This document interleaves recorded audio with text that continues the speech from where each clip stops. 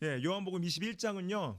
요한복음이 편지로 생각한다면은 편지의 추신과 같은 장입니다. 예, 특별히 예수님께서 제자들에게 세 번째로 나타나셔서 제자들과 함께 떡을 떼시고 또 물고기를 드시고 또한 특별히 예수님을 배반하고 떠났던 베드로와 맞대하시면서 베드로에게 베드로의 관계가 회복되는 귀한 사건이 나오는 장입니다.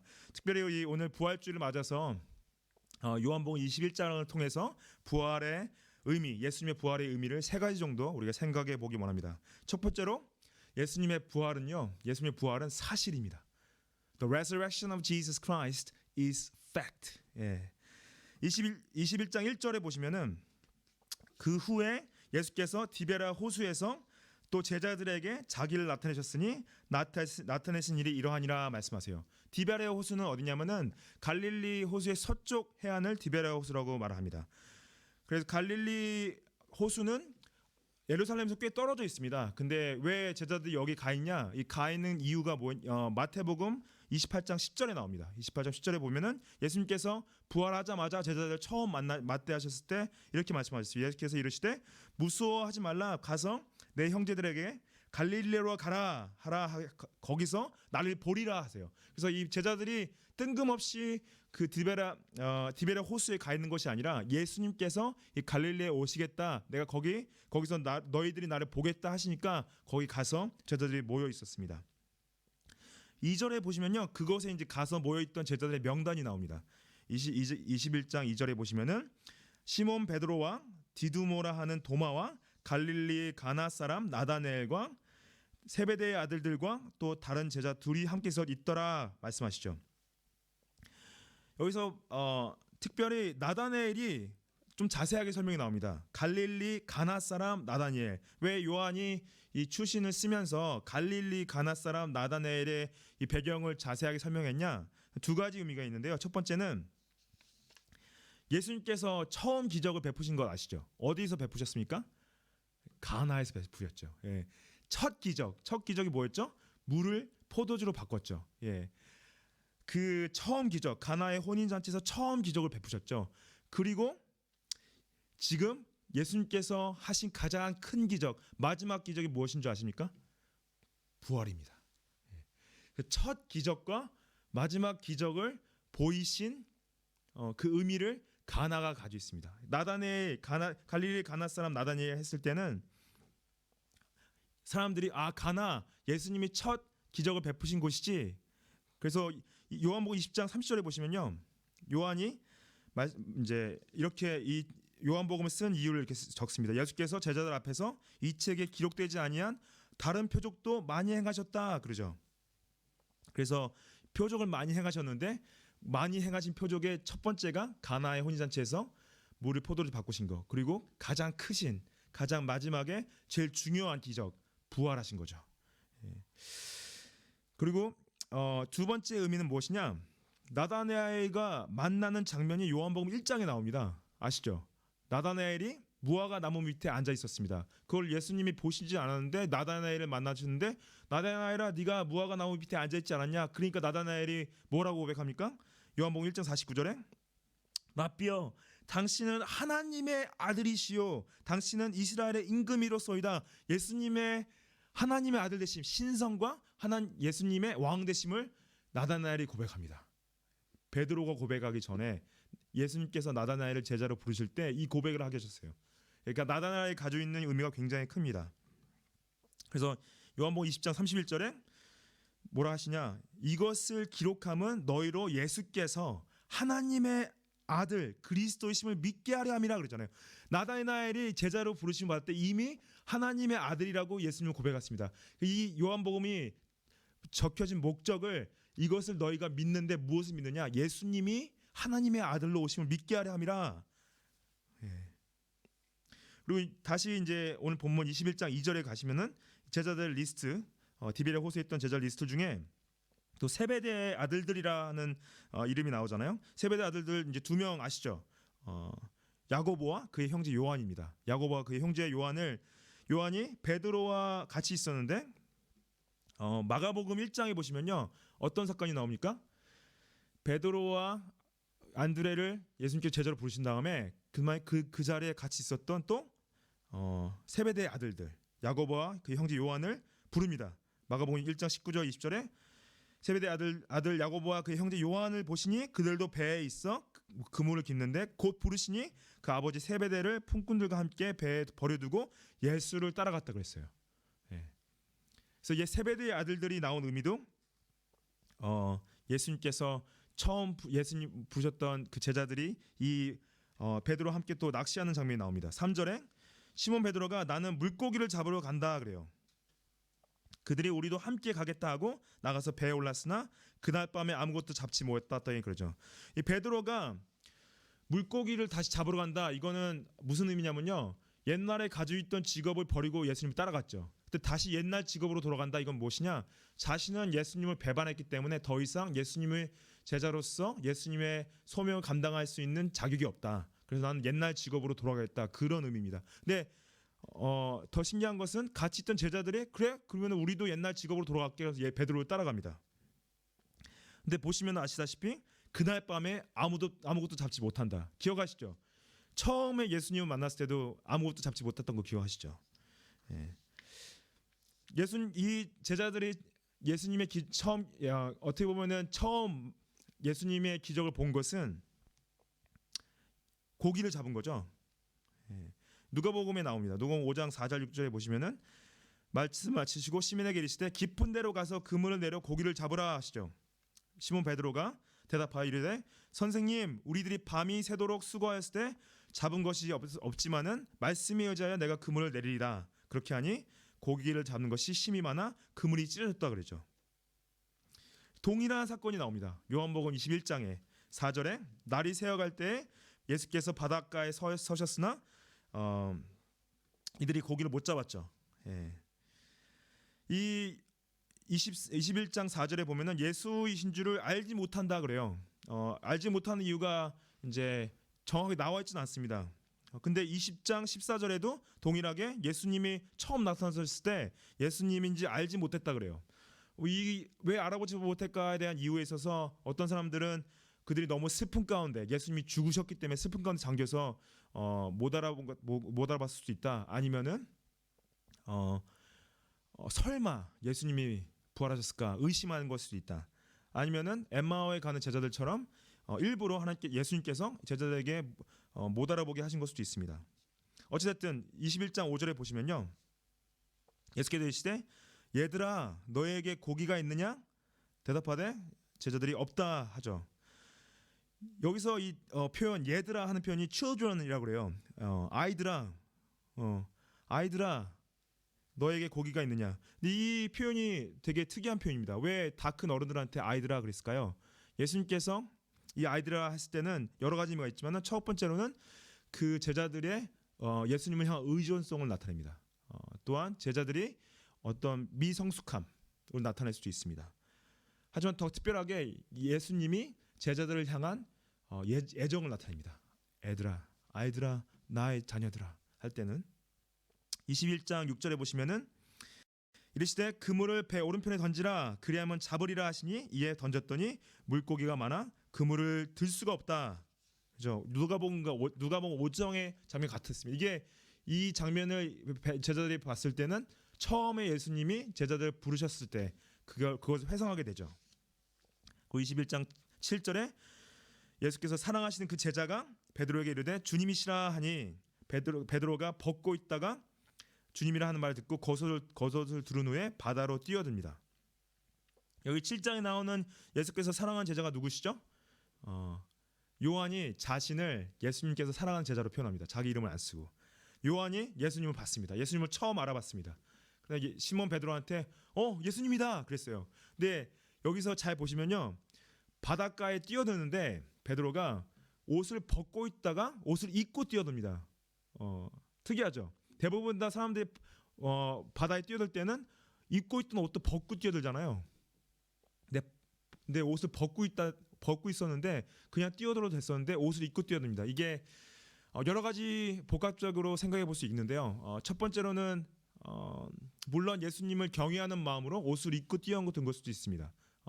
예수님께 이제 예수님에게 예우를 하려고. 또 동시에 이 베드로가 가지고 있는 복잡한 신경을 말하는 걸 수도 있어요. 예수님 배반했죠. 배반한 가운데서 예수님 맞대하기가 마음이 어려운 걸 수도 있고 또 그 복잡한 심경을 나타내는 걸 수도 있습니다. 21장 8절부터 11절 보시면요, 예수님께서 이제 다른 제자들은 육지에서 거리가 불과 한 50칸 되므로 작은 배를 타고 물고기를 든 그물을 끌고 와서 육지로 올라와 보니 숯불이 있는데 그 위에 생선이 놓여 있고 떡도 있더라 그래요. 예수께서 이르시되 지금 잡은 생선을 좀 가져오라 하시니 베드로가 올라가서 그물을 육지에 끌어올리니 가득히 찬 그 물고기가 153마리라 이같이 많으나 그물이 찢어지지 아니하였더라 그랬어요. 153마리, 153마리에 대한 의미에 있어서 교회사 가운데 여러 가지 설명을 찾았습니다. 왜 그리고 특별하게 왜 처음에는 물고기를 안 셌는데 지금 이때 물고기를 세는 게 한 마리, 두 마리, 세 마리, 153마리까지 세는 게 시간이 꽤 걸리잖아요. 그리고 큰 의미가 없었을 수 있는데 특별히 이때는 153마리를 셌습니다.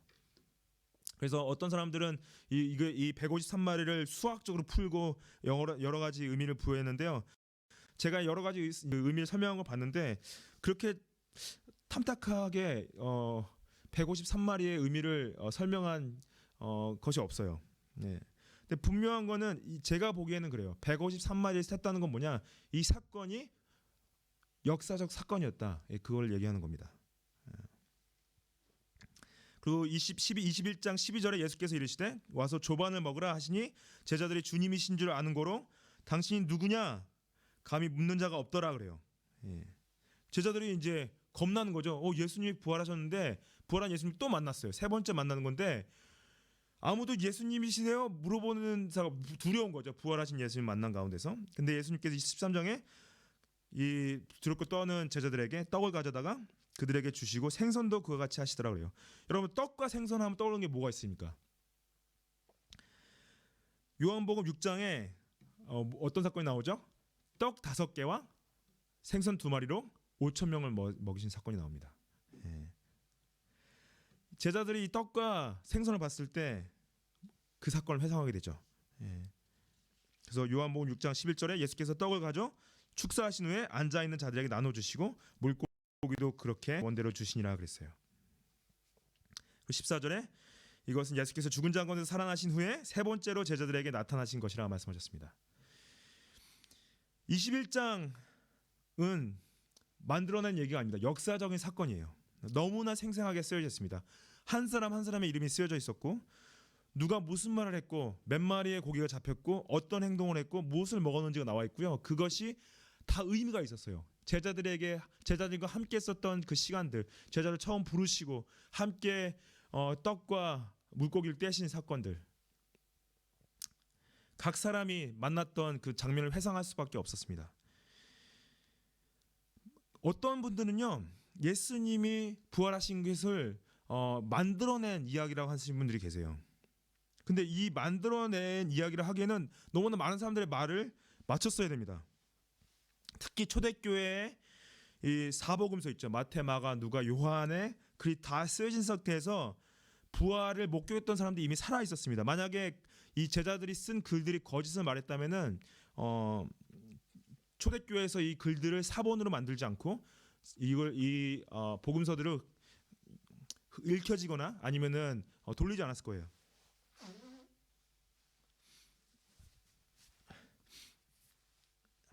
고린도전서 15장에 이렇게 말씀하십니다. 3절부터 8절에 내가 받은 것은 먼저 너희에게 전하였노니 이는 성경대로 그리스도께서 우리 죄를 위하여 죽으시고 장사한 지낸 바 되셨다가 성경대로 사흘 만에 다시 나타나사 죽으시고 3일 만에 부활하신 걸 사람들이 5절에 보시면은 게바 베드로를 말하는 겁니다. 베드로에게 보이시고 후에 12제자 가룟 유다 빼고 마띠아를 이제 말하겠죠. 6절에 500여 명 형제 일시에 보셨다 그랬어요. 그 중에 지금까지 대다수는 살아있고 어떤 사람은 잠들어 있다 그랬어요. 고린도 후서를 썼을 때 사도 바울이 썼을 때 예수님이 부활하신 걸 한꺼번에 본 사람이 500명이 넘었다고 합니다. 그 중에 대부분이 살아있었다고 그래요.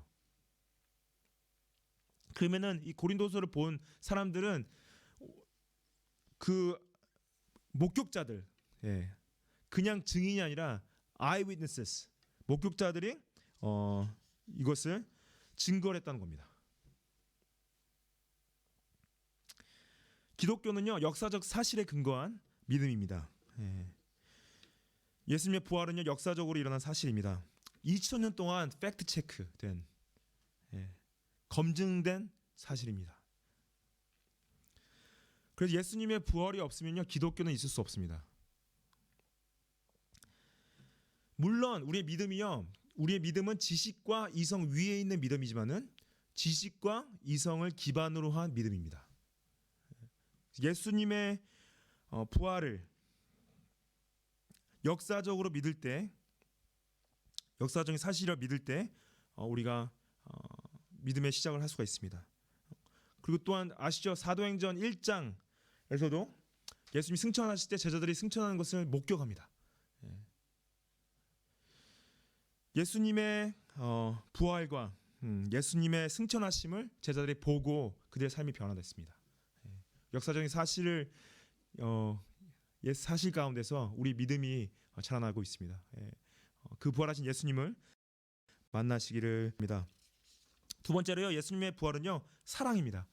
예수님의 부활은 the resurrection of Jesus Christ is love.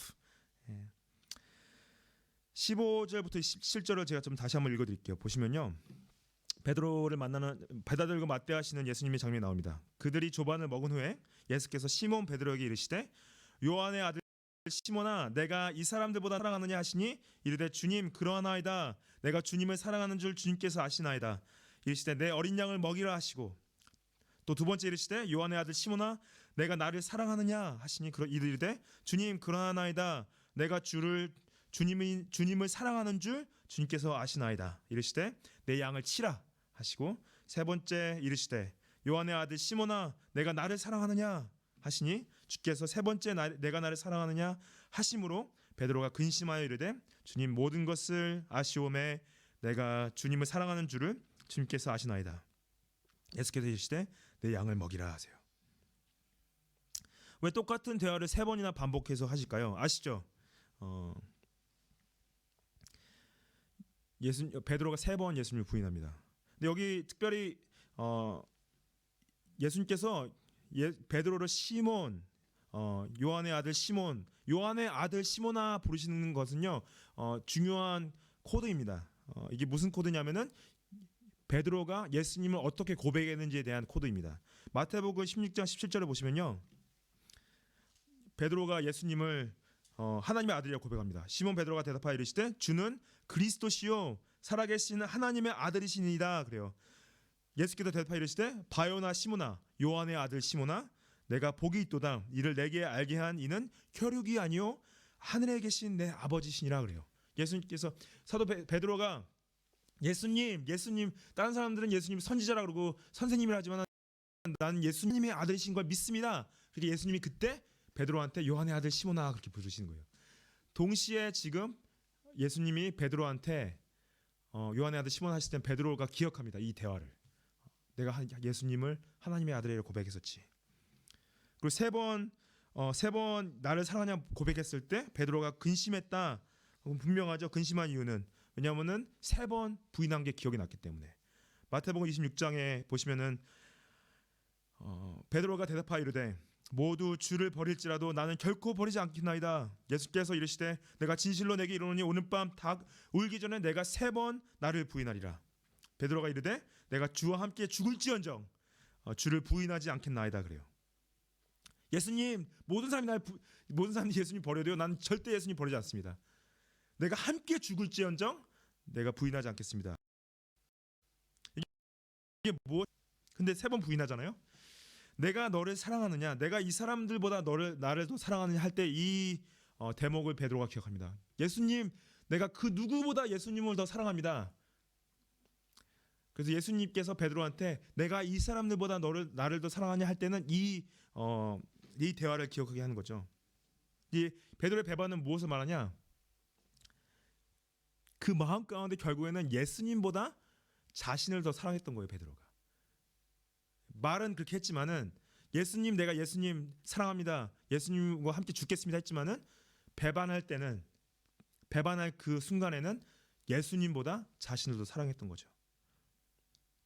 예수님의 목숨보다 자신의 목숨이 더 중요했던 겁니다. 가룟 유다는 예수님을 배반하고 나서 자살을 했죠. 자신에 대한 죄책감으로 인해서 자살했을 것입니다. 근데 이거는 또 무엇을 말하냐? 예수님의 사랑과 예수님의 용서하심을 무시하는 행동이에요. 근데 베드로는 죄책감 가운데 자살하지 않았습니다. 그 자살하지 않았다는 건 뭐냐? 예수님의 사랑하심과 용서하심을 인정하는 겁니다. 그래서 물론 이 말씀 가운데 용서해달라고 예수님 용서해 주십시오 이렇게 표현한 게 아니지만은 예수님이 내가 날 사랑하냐 할 때 예수님 내 마음을 아십니다. 예수님 내가 예수님 앞에서 얼마나 부끄럽고 죄졌고 죄책감 가운데 있는 걸 아십니다. 예수님이 나를 사랑하시는 걸 아십니다. 하지만 예수님께서 나를 그럼에도 불구하고 사랑하는 걸 아십니다. 죄를 인정하고 예수님 앞에 나아가서 회개하는 것입니다. 우리는 이 얘기를 들으면 항상 베드로한테 손가락질 있죠. 아 저거 봐라 베드로 저거밖에 안 된다. 손가락질할 수 있습니다. 하지만 우리가 베드로임을 알아야 되죠. 우리가 베드로입니다. 우리가 예수님을 말로만 사랑한다 고백하지만요. 우리 마음 가운데 내가 더 중요해요. 예수님보다 내가 내 자신을 더 사랑하는 걸 알아야 됩니다. 예수님을 사랑한다는 건요. 무엇이냐? 나의 죄성을 인정하고 그분 앞에 나아가서 우리의 죄를 회개하는 것입니다. 부활은 사랑입니다. 부활은 사랑인데 무슨 사랑이냐? 관계의 회복에 대한 사랑입니다. 예수님께서 베드로를 받아주시고 베드로의 관계를 회복하셨습니다. 부활은 예수님께서 우리와의 관계를 회복하시는 것입니다.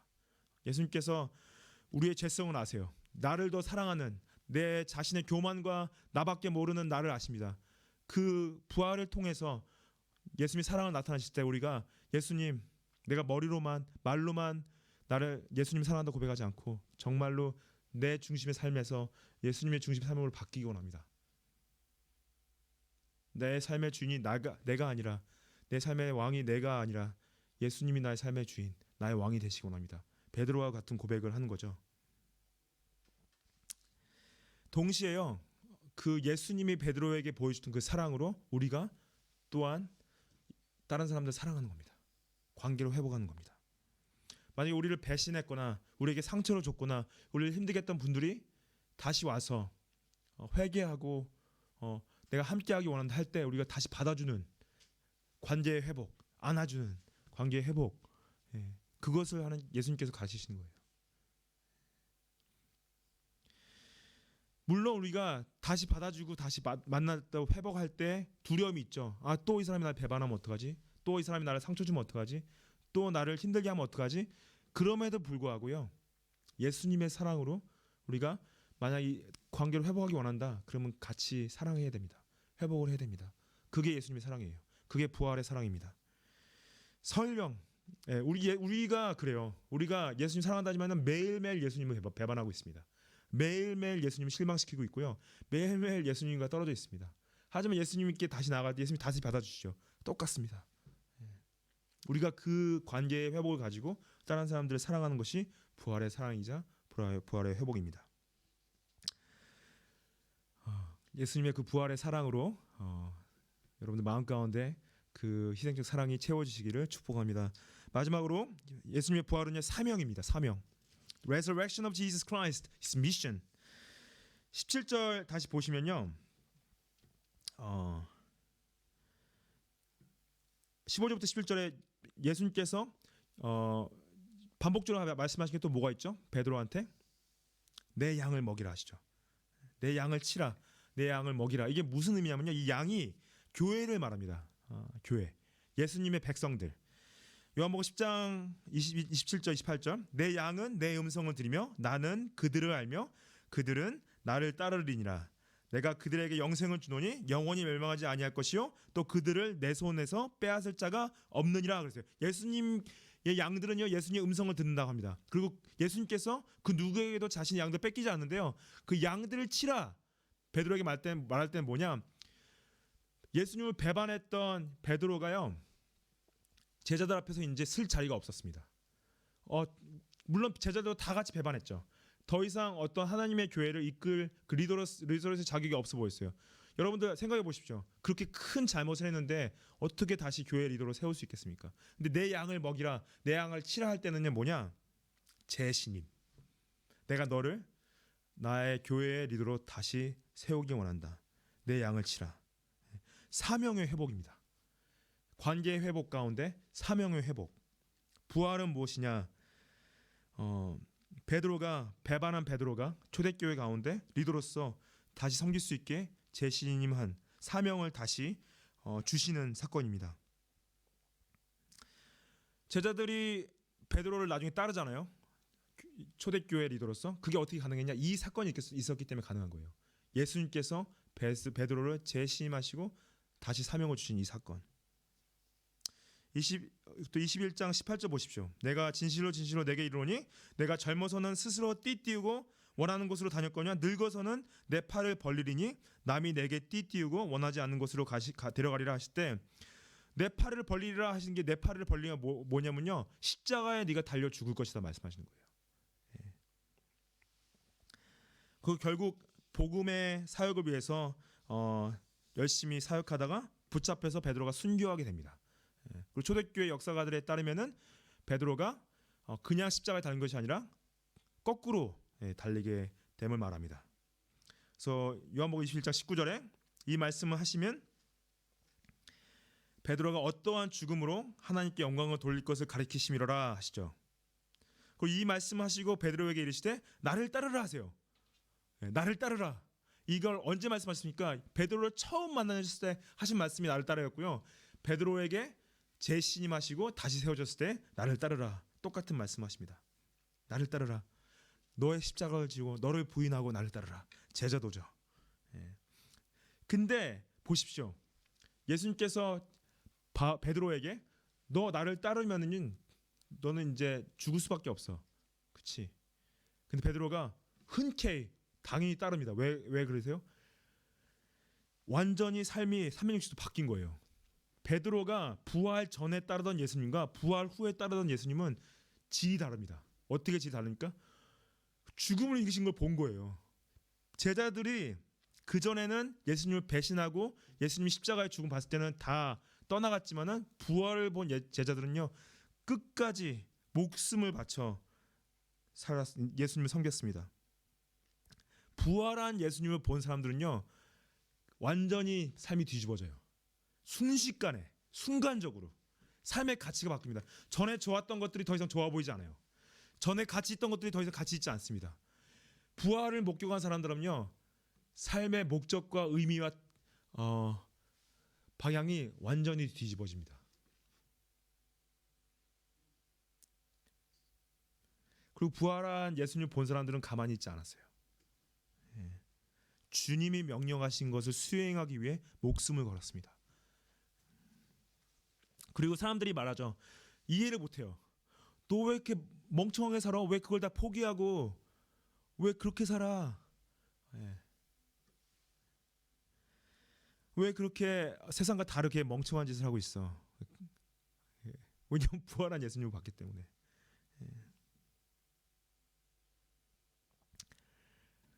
부활한 예수님 만나셨습니까? 우리 삶이 똑같을 수가 없습니다. 우리 삶의 가치가 같을 수가 없고요. 우리 삶에 예수님께서 허락하신 시간을 똑같이 사용할 수가 없습니다. 왜냐? 예수님이 주신 그 명령에 순종하는데요, 부활 전에 예수님을 따르는 것과 부활 후 예수님을 만난 사람들은 따르는 게 다릅니다. 여러분들, 부활은 사실입니다. It's a fact. Resurrection of Jesus Christ is fact. It's been checked out for last 2,000 years. 예수님의 부활은 사랑입니다. 회복의 사랑입니다. 예수님께서 아무리 우리가 큰 죄를 범했어도, 작은 죄건 큰 죄건 예수님께서 용서하시고 용납하시고 우리를 품어주십니다. 얘들아, 내가 너를 사랑한다. 품어주십니다. 부활은 사명입니다. 나를 따르라 하세요.